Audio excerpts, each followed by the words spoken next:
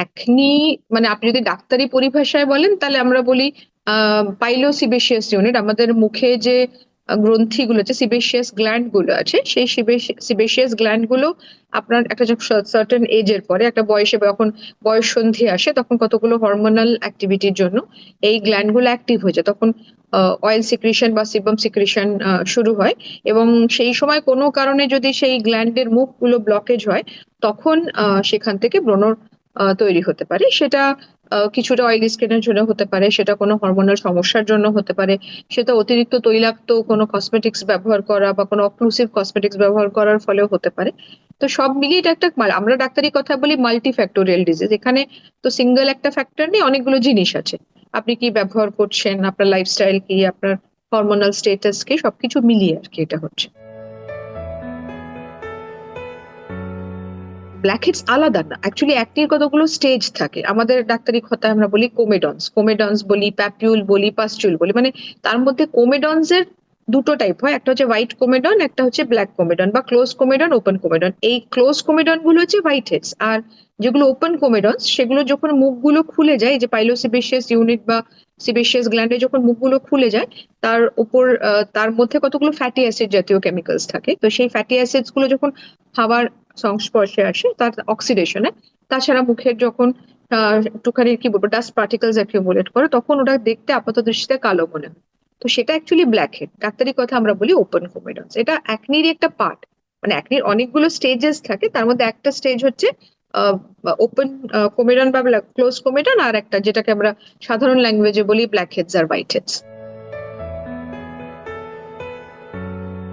অ্যাকনিটা তো শুধু একটা পার্টিকুলার জিনিসের উপর নির্ভরশীল না, অনেক কিছুর উপরে। যে কোনো অক্লুসিভ জিনিসে কিন্তু ব্রণ বেড়ে যেতে পারে। তার মধ্যে এগুলো নিয়ে ডিরেক্টলি কোনো ডাইরেক্টলি কোথাও বলা নেই যে রোজ ওয়াটারে ব্রণ হবে বা কিছু। কিন্তু আপনার যদি ধরুন রোজ ওয়াটারকে সেন্সিটিভ হন, তাহলে সেক্ষেত্রে তার সাথে একটা অ্যালার্জিক রিয়াকশন মিলিয়ে হয়তো অ্যাকনিটা ফ্লেয়ার আপ করতে পারে বা বাড়তে পারে। একনি তো বেসিক্যালি সাইকোসোম্যাটিক ডিসঅর্ডারের মধ্যে পড়ে। তো স্ট্রেসের সাথে কিন্তু হরমোনের একটা রিলেশনশিপ আছে। আমরা প্রথমেই যেটা বলেছি যে একনির সাথে হরমোনের একটা সম্পর্ক আছে। এবার স্ট্রেসটা যদি হরমোনাল ইমব্যালেন্স তৈরি করে, তাহলে কিন্তু সেটার জন্য আপনার ব্রণ বেড়ে যেতে পারে।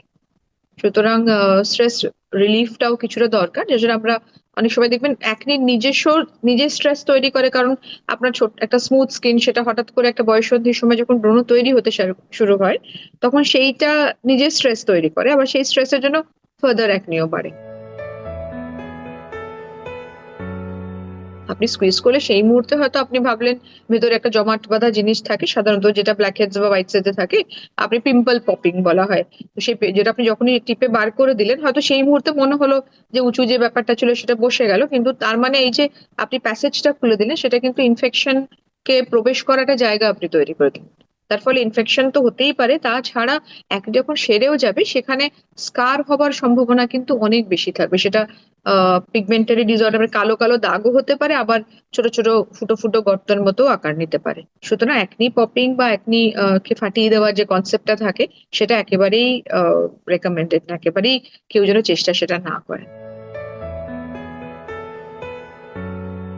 দেখুন, যখনই আপনার ব্রণ, তাহলে আমরা প্রথমেই কি বলেছি যে হরমোনাল ইমব্যালেন্স আর অয়েলি স্কিন, তাহলে আমি এমন কোনো সানস্ক্রিন বা ময়শ্চারাইজার ইউজ করবো না যেটা অতিরিক্ত বেশি তৈলাক্ত।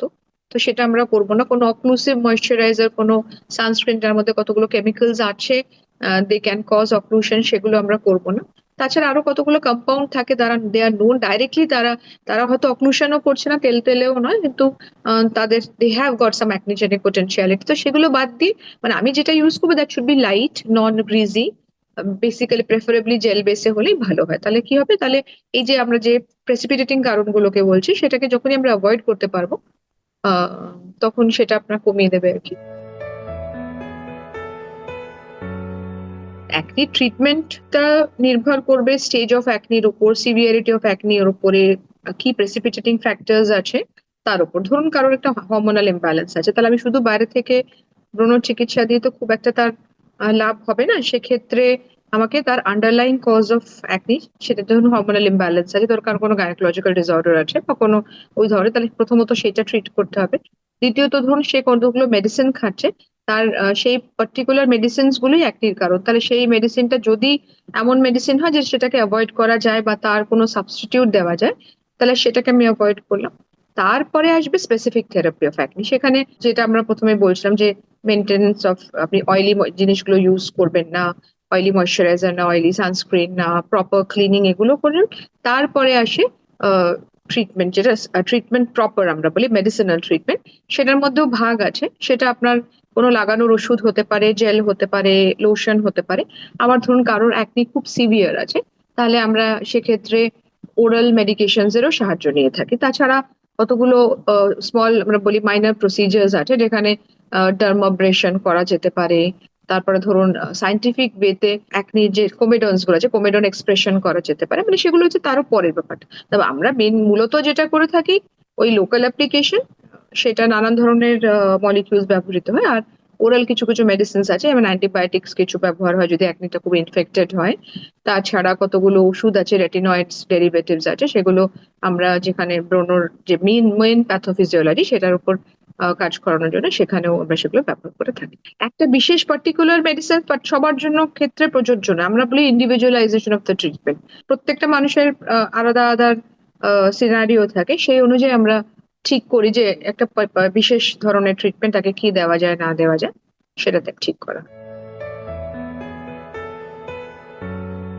এটা নিয়ে না দ্বিমত আছে। এটা নিয়ে দ্বিমত আছে বলতে, অনেকে বলে যখনই আপনি স্টিম নেবেন তখন আপনার পোর্স গুলো ওপেন হয়ে যাবে। একনিতে তো একটা বড় কমপ্লিকেশন হচ্ছে অক্লুশন অফ পাইলোসিবেসিয়াস ফ্লুইড, তার মানে যে যে গ্ল্যান্ড গুলো আছে সেগুলোর মুখগুলো বন্ধ হওয়ার ফলে আপনার ব্রণটা হচ্ছে।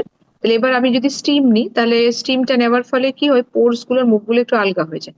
তার ফলে ওই যে যে জমা জিনিসটা যেটা আছে সেটা বেরিয়ে গেলে তাহলে আপনি কিছুটা হলো ব্রণ থেকে আপনি কিছুটা হলো নিষ্কৃতি পেলেন। আবার অনেকের অন্যরকম আরেকটা স্কুল অফ থট আছে, যেটা বলা হয় যে যখন আপনি স্টিম নেবেন, এই স্টিমটা নেওয়ার ফলে যে কি বলবো, যে ব্লকেজটা আছে সেটা নিজেই সোয়েল করলো এবং সেটা আরো বেশি ব্লকেজ করে দিল।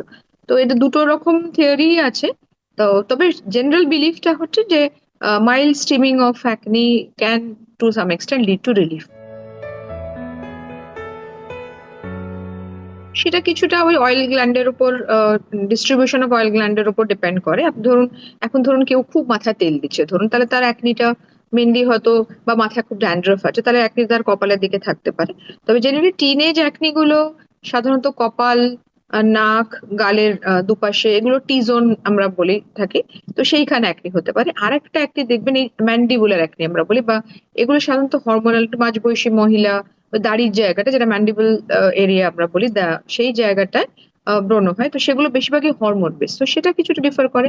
তাছাড়া ট্রাঙ্কাল অ্যাকনি বলেও একটা কথা হয়, যেখানে শরীরের ওপরের অংশটা, ধরুন আপার part of the chest, upper part of the back, এমনকি আপনার হাতের ওপরের অংশ, সেখানেও কিন্তু ব্রণ হতে পারে। এই বেশিরভাগই ট্রাঙ্কাল অ্যাকনি কিন্তু হরমোনের সমস্যার সাথে জড়িত থাকে।